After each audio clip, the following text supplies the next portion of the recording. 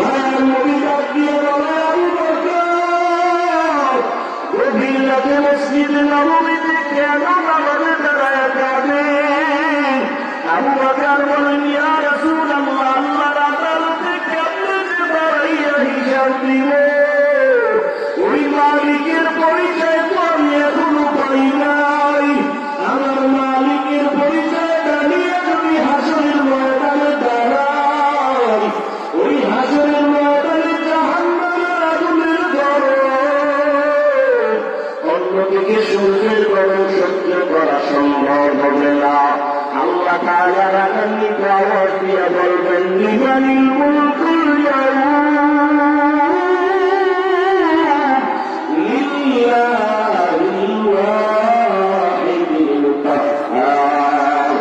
আল্লাহ বলবেন, আজকের রাজত্ব কার? ও রাজা বাদশারা, ও অহংকারীরা, আরে ওলামারা পায়ে ধরে ধরে মুসায় নামাজ পড়ো, পর্দা করো, হালাল খাও।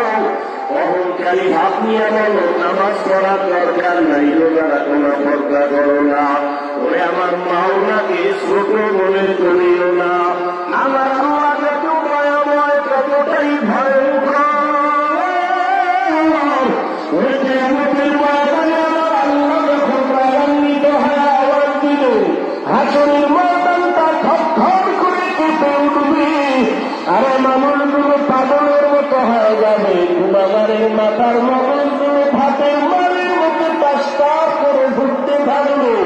ওই জাহান্নামের আগুন সহ্য করা সম্ভব হবে না। আল্লাহর বান্দা, রহমতের নবীও আম্মা জান আয়েশার ঘরে বসে কান্না করেন। আম্মা জান আয়েশা জিজ্ঞাসা করেন, ইয়া রাসূলুল্লাহ, আমার ঘরে বসে আপনি কান্না করেন কেন? কোনো বেয়াদবি হলো নাকি? আম্মা জান আয়েশার জবাবে নবী বলেন, আয়েশা, আমি মাঝে মাঝে বেশি কান্না করি দুইটা কথা যখন আমার মনে হয়। এক নম্বরে, আয়েশা, আমার জীবন ছিল একটা দুঃখের সময়ের জীবন। তুমি তখন দুনিয়ায় ছিলাম, আয়েশা, এমন একটা সময় ছিল তুমি পাশে আমি বাবা বলে ডাক দিতে পারি নাই। 6 বছরে আমি আপা হারাইয়া বড় এতিম। তাই ময়দানে আমাকে পাথর মেরে রক্ত ঝরায়। ওরে আমার তখন ভালো কেউ নাই, আমার আপনজনেরা দুশ্মন পথে কাটা দেয়। আমাকে মারার জন্য কত ষড়যন্ত্র করল। ওই সময় আমার কেউ নাই।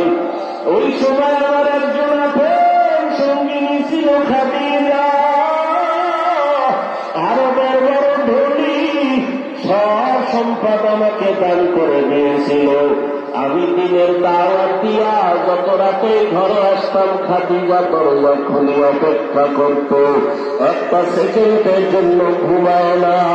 ওই খাদিজার কথা যখন আমার মনে পড়ে, আমি চোখের পানি ধরে রাখতে পারি না। আমার বংশের দুশ্মনেরা 3টা বছর শিয়াবে আবু তালিবে আমাকে গৃহবন্দী করে রেখেছে। পানি পায় না, খানা পায় না। আমি মোহাম্মদ গাছের পাতা চাবাইয়া চাবাইয়া খাইয়া পথের ঘুমাবি বরণ করে আমার খানা নাই, পাতা চাবা চাবা খাই। ওই খাদিজা আমার সাথে হাজির, খানা বন্ধ করে আমার সাথে আসিয়া ওই গাছের পাতা চাবাইয়া চাবাইয়া খাইত। ওই খাদিজার কথা যখন মনে পড়ে, আমি চোখের পানি ধরে রাখতে পারি না। আর আমার মাঝে মাঝে কান্না, কিয়ামতের কথা যখন আমার মনে পড়িয়া যায়, আমি চোখের পানি ধরে রাখতে পারি না। কিয়ামতের ময়দানে তো ভয়ঙ্কর হবে। ওই ময়দানটা নারীর পুরুষ সব উলঙ্গ দাঁড়াবে। আমার আল্লাহর আদালত বড় গরম হয়ে যাবে। জাহান্নামের আগুনের আওয়াজ, জাহান্নাম চিল্লাইলে আর বলবে, আল্লাহ নাফরমানগুলো কই, বেদাবাজি গুনাহগারগুলো আমার পেটে দাও। ওই সূর্যের গরমে জমিনটা তামা হয়ে যাবে। ওই সময় আমার উম্মতের কি উপায় হবে? সমস্ত নবীরা কাঁদতেন তাদের নিজের জন্য, উম্মতের